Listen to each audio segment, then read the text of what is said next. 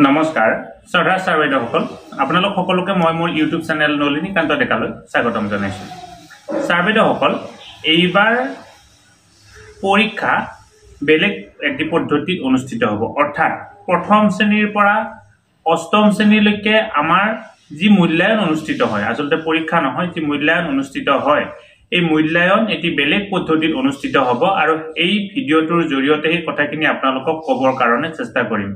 আসলতে ইয়াৰ আগৰ যিবিলাক মূল্যায়ন অনুষ্ঠিত হৈছিল আমাৰ 50 নম্বৰৰ এটি মূল্যায়ন অনুষ্ঠিত হয় আৰু বছৰত 4টা মূল্যায়ন অনুষ্ঠিত হয় আৰু 4টা মূল্যায়নৰে প্ৰথম মূল্যায়নৰ লগত দ্বিতীয় মূল্যায়নৰ সংগতি নাথাকে, দ্বিতীয় মূল্যায়নৰ লগত তৃতীয় মূল্যায়নৰ সংগতি নাথাকে, তৃতীয় মূল্যায়নৰ লগত চতুৰ্থ মূল্যায়নৰ সংগতি নাথাকে।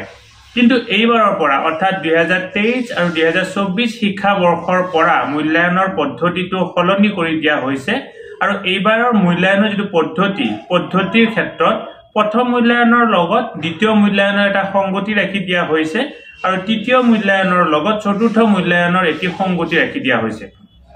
উদাহৰণস্বৰূপে ধৰি লৈছো, যদি আমাৰ কিতাপখনৰ যিকোনো এখন কিতাপৰ যদি আমাৰ চেপ্টাৰ 12টা হয়, 12টা চেপ্টাৰ নহবও পাৰে, কিতাপখন মই ধৰি লৈছো, যদি আমাৰ চেপ্টাৰ 12টা হয় তেতিয়াহ'লে কি হ'ব, প্ৰথম মূল্যায়নত প্ৰথম 3টা চেপ্টাৰৰ কাৰণে প্ৰথম 3টা চেপ্টাৰৰ যি পাঠ্যপুথি থাকিব, প্ৰথম 3টা চেপ্টাৰৰ পৰা প্ৰথম মূল্যায়নত কাৰণে কি আহিব, প্ৰথম মূল্যায়নত প্ৰথম 3টা চেপ্টাৰৰ পৰা প্ৰশ্ন আহিব আৰু 50 নম্বৰ হ'ব। আগতে হলে কি হৈছিল, প্ৰথম 3টা চেপ্টাৰ প্ৰথম মূল্যায়নতে শেষ হৈছিল, দ্বিতীয় মূল্যায়নলৈকে নাহিছিল। কিন্তু এতিয়া নতুন সিস্টেম মতে কি হ'ব, প্ৰথম মূল্যায়নত প্ৰথম 3টা গ'ল, দ্বিতীয় মূল্যায়নত কি হ'ব, প্ৰথম 6টা চেপ্টাৰৰ পৰা হ'ব। অৰ্থাৎ ইয়াৰ আগতে কি আছিল, প্ৰথম 3টা চেপ্টাৰৰ জৰিয়তে প্ৰথম মূল্যায়ন, তাৰ পিছত 4, 5 আৰু 6ৰ জৰিয়তে দ্বিতীয় মূল্যায়ন আছিল। এতিয়া কিন্তু তেনেকুৱা ধৰণে নহয়, এতিয়া হৈছে প্ৰথম 3টা চেপ্টাৰৰ জৰিয়তে প্ৰথম মূল্যায়ন, প্ৰথম 6টা চেপ্টাৰৰ জৰিয়তে দ্বিতীয় মূল্যায়ন। ঠিক তেনেকুৱা ধৰণে সপ্তম, অষ্টম আৰু নৱম চেপ্টাৰৰ জৰিয়তে তৃতীয় মূল্যায়ন, সপ্তম, অষ্টম, নৱম, দশম, একাদশ, দ্বাদশ এই 6টাৰ জৰিয়তে চতুৰ্থ মূল্যায়ন। এতিয়া যেহেতু আমাৰ চতুৰ্থ মূল্যায়ন হ'বৰ কাৰণে গৈ আছে, গতিকে চতুৰ্থ মূল্যায়নত আমি কি কৰিব লাগিব, তৃতীয় মূল্যায়নৰ সিলেবাস আৰু চতুৰ্থ মূল্যায়নৰ সিলেবাস আৰু দুটা মূল্যায়নৰ সিলেবাস লগ কৰি আমি কি কৰিব লাগিব, কুৱেশ্যন পেপাৰখন কাটিব লাগিব। ইতিমধ্যে ছাত্ৰ ছাত্ৰীৰ যি আমাৰ অগ্ৰগতিৰ খতিয়ানৰ কাৰণে যিখন আমাৰ বিদ্যালয়লৈকে প্ৰগ্ৰেছ কাৰ্ড বুলি কোৱা হয়, প্ৰগ্ৰেছ কাৰ্ড আহিছে আৰু প্ৰগ্ৰেছ কাৰ্ডখন কেনেকুৱা ধৰণে ফিল আপ কৰিব লাগে তাক লৈ আমি ইতিমধ্যে ভিডিঅ' প্ৰস্তুত কৰিছোঁ। এই ভিডিঅ'টোত সেই ডিটেইলছ কৈছোঁ, এই ভিডিঅ'টো চাব, ভিডিঅ' ডেছক্ৰিপশ্যনটো লিংক দিয়া থাকিব।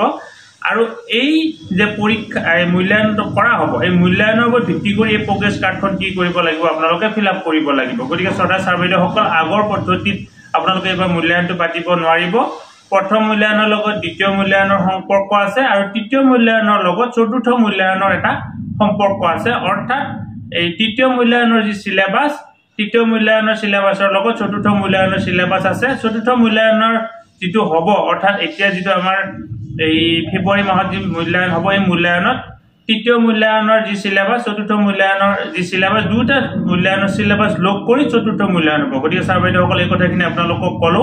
আপোনালোকে আৰু অধিক জানিবৰ কাৰণে আপোনালোকৰ যিখন অগ্ৰগতিৰ খতিয়ান আছে সেইখন চাব, তাত সুন্দৰকৈ লিখি দিয়া আছে। আশা কৰোঁ ভিডিঅ'টোৰ জৰিয়তে আপোনালোকে এইখিনি নিশ্চয় ভালদৰে বুজি পাইছে আৰু যদি ইয়াৰ উপৰিও আৰু বুজিবলগীয়া আছে ভিডিঅ'ৰ কমেণ্ট বক্সত কমেণ্ট কৰিব, আমি আপোনালোকক জনাবৰ কাৰণে চেষ্টা কৰিম। ছাৰ বাইদেউসকল, আপোনালোকে আমাৰ ফেচবুক পেজ নলিনীকান্ত ডেকা এতিয়ালৈকে যদি ফ'ল' কৰা নাই, অনুগ্ৰহ কৰি পেজটো ফ'ল' কৰিব। আমি তাত ইউটিউবত দিয়া সকলোবিলাক ভিডিঅ' দিবৰ কাৰণে চেষ্টা কৰোঁ। লগতে আমাৰ ইউটিউব চেনেল নলিনীকান্ত ডেকা এতিয়ালৈকে যদি ফ'ল' কৰাৰ ছাবস্ক্ৰাইব কৰা নাই, অনুগ্ৰহ কৰি চেনেলটো ছাবস্ক্ৰাইব কৰিব বুলি আশা কৰিলোঁ। ভিডিঅ'টো ইমানতে সামৰিছোঁ, ধন্যবাদ। শ্ৰদ্ধা ছাৰ বাইদেউসকল, নলিনীকান্ত ডেকা নামৰ ইউটিউব চেনেলটো হৈছে এটি শিক্ষামূলক ইউটিউব চেনেল। এই চেনেলটোৰ জৰিয়তে আমি শিক্ষক, ছাত্ৰ ছাত্ৰী, অভিভাৱক আৰু বিদ্যালয়ৰ কাৰণে উপযোগী কিছু ভিডিঅ' প্ৰস্তুত কৰিবৰ কাৰণে চেষ্টা কৰোঁ। আপুনি যদি আজি পোনপ্ৰথমবাৰৰ কাৰণে এই চেনেলটো চাইছে, অনুগ্ৰহ কৰি চেনেলটো ছাবস্ক্ৰাইব কৰিব আৰু অল নটিফিকেশ্যন প্ৰেছ কৰি থ'ব।